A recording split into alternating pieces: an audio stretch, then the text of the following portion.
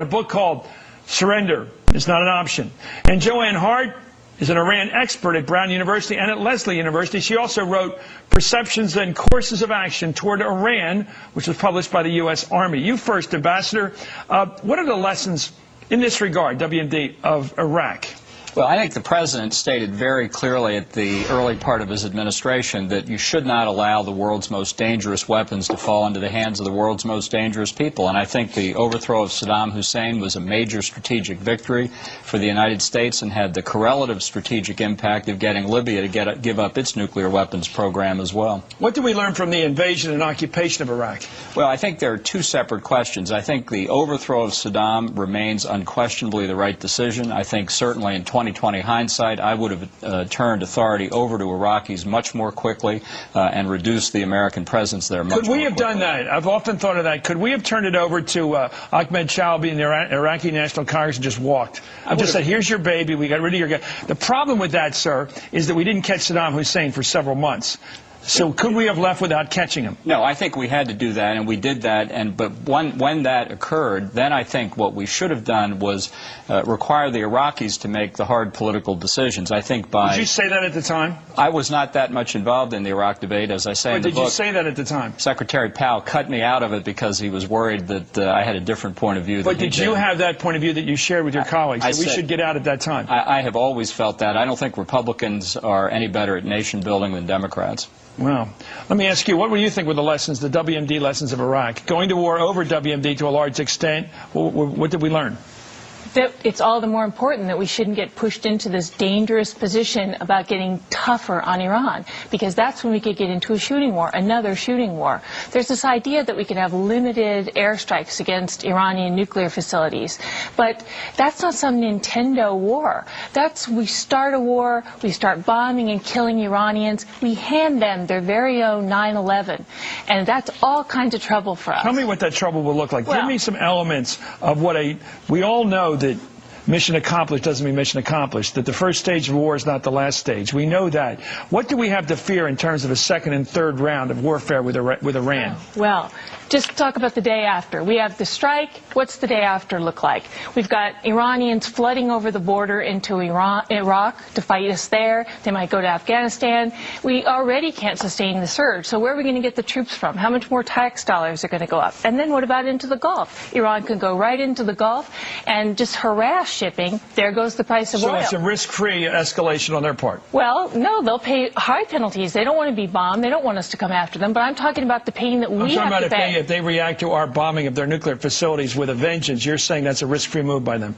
I'm not saying that. I'm saying the risk to us is so much for them, greater. though. Right. Well, no, because that escalates it. Then presumably, then we would start shooting harder. Mr. Ambassador, that's the question a lot of people are raising. We say everything's on the table, but is it really? If we do attack the nuclear facilities where we think they are in Iran, doesn't that open up Hezbollah to attack us up and down the Americas? Doesn't that open up all kinds of possibilities in that region? Well, I don't think anybody wants to resort to military force, but life is about choices. And if the choice is between a nuclear-capable Iran and the targeted use of military force against its nuclear facilities, I think you have to look at it. It's not a happy prospect. I wish we weren't in this position. Are we better off attacking Iran or having Iran have nuclear facilities? I think we're better off attacking it. If you're worried about all these capabilities that Iran currently has, being the central banker for international terrorism, imagine how much worse it's going to be once they have a nuclear weapon. Now, I got to get in here because one of the lessons from Iraq is that we have to listen to our military advisors. And military leaders are telling us it's a bad idea to go to war in Iran. Some are. No, I'm going to look. I'm sorry. No, I'm looking at General Abizaid, who was the head of Central Command, and he says it's better to not go to war with Iran, even if it means that they get nuclear weapons. Let's consider that. It is not for military leaders to make political decisions. They're not making decisions. And as for General Abizaid saying we can live with a nuclear Iran, that is saying that the threat of nuclear terrorism is in the hands of Mahmoud Ahmadinejad, of whom Dan Gillerman, the Israeli ambassador to the UN, said we have a regime that denies the... Let me just finish 1 second, please. You're not right. Let him finish, and then we'll get back to you. We have a regime that denies the existence of the original Holocaust while preparing for the next one. That's the fact. Okay, let me ask you your turn. We don't have to overstate the importance of Ahmadinejad. He's making irresponsible comments, but there's no way that Iran is going to commit suicide by using nuclear weapons against Israel or the U.S. Their #1 priority is to stay in power, and they know we have second strike capability. They're not going to blow themselves up for the sake of the Palestinians. The worst case is they give a nuclear weapon to a terrorist group that detonates it in the United States, and we can't trace the origin of that weapon. This is a hugely complicated task. This is far more dangerous once they get nuclear weapons. Nobody wants to be in the position we're in now. I wish we had been working on regime change for the last 4 years. Then we might not face this very difficult choice. What do you mean by regime change? That phrase is new to me in the last couple of years. What does it mean? I think there's enormous dissatisfaction inside Iran with this regime. I think it's more But they had an election. We got to live with these. You're part of the administration that believes elections offer some deliverance from unpleasant realities when, in fact, they keep electing the people we don't like. My position. That was but the administration's position is elections are magic. Indeed, that is the administration position. It's not mine.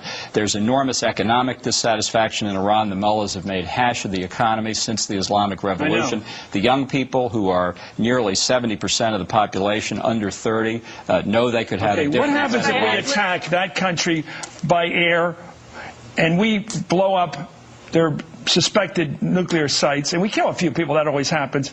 Do you think that the civilian, the secular population of that country, the secular people, do you think they'll turn against us? I think it's very important if we have to use military force, and I stress again, this is a last resort, but if we do have to use military force, we should accompany it with a very extensive effort at regime change and public diplomacy. Well, won't that be counterproductive because they will unite against us, won't they? To persuade people that this is against the regime, not against the people. I think the Iranian people are smart enough to see that distinction. The trouble with neoconservatives is... I'm not a neoconservative. No, the trouble with you people who take this position is you ignore nationalism. You always ignore it. You ignore the fact there will be a resentment of our occupation of Iraq. You ignore the fact there are people in Iran who don't like the mullahs, who would like to come to school here and go to Michigan State and be engineers, who resent the idea of us telling them what to do. You always ignore the tribal aspect. I think don't you? Yes. You won't admit it here. Normally, I'm the one who's accused of being excessively nationalistic, so I think I understand what nationalism is. The key here is that the mullahs have been pursuing nuclear weapons for nearly 20 years. If you had regime change,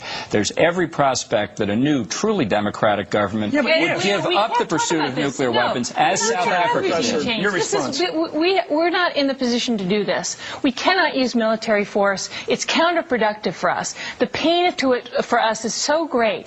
And therefore, the other point of it is we don't need to. Iranians are not anti-American. Okay, let me ask you, would you rather have an Iran that hated us a little less because we haven't attacked their nuclear facilities and they have nuclear weapons, or a country that really hates our guts because we got rid of their nuclear weapons?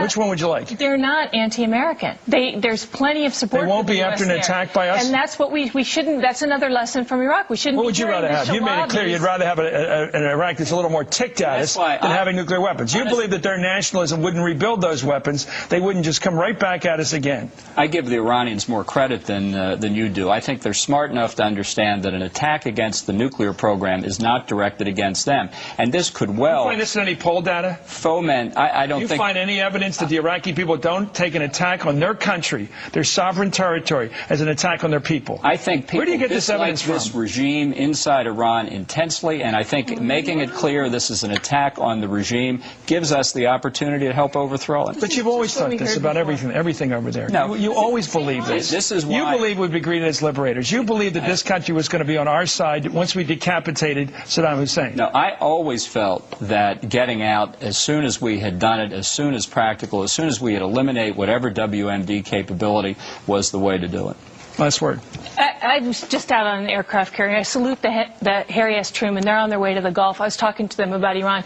You look at these people, these great Americans that are serving this country, you would never put them in harm's way unless it was the absolute last thing. And we have a lot more mutual interest with Iran that we should be pursuing. We could help build their oil infrastructure, get more oil on the market. It's a win-win for everybody. It doesn't make any sense to speak irresponsibly about regime change. Well, I like a lot of Iranians I meet in this country. I wish they were all back there calling the shots, because all the best Iranians are here, unfortunately, from our perspective. But I do believe once your country's attacked, whether you're Cuban, you're Iraqi, or Iranian, you turn against the invader, you turn against the attacker. It's called patriotism. And we may not like it, but it happens. And by the way, I bank on that. I bank more on patriotism and nationalism than I do on this notion that you have of democracy. Wildly nationalist. I love the fact that I do like the fact you're turning against the president on the issue of elections being magical. Thank you. Thank you. Well, Iran is twice out. the size of Iraq. We've been four times. We've been Here's the book. It's doing well. It's only 2 places behind Valerie Wilson on the New York Times bestseller list. Something I couldn't get on. Anyway, there it is.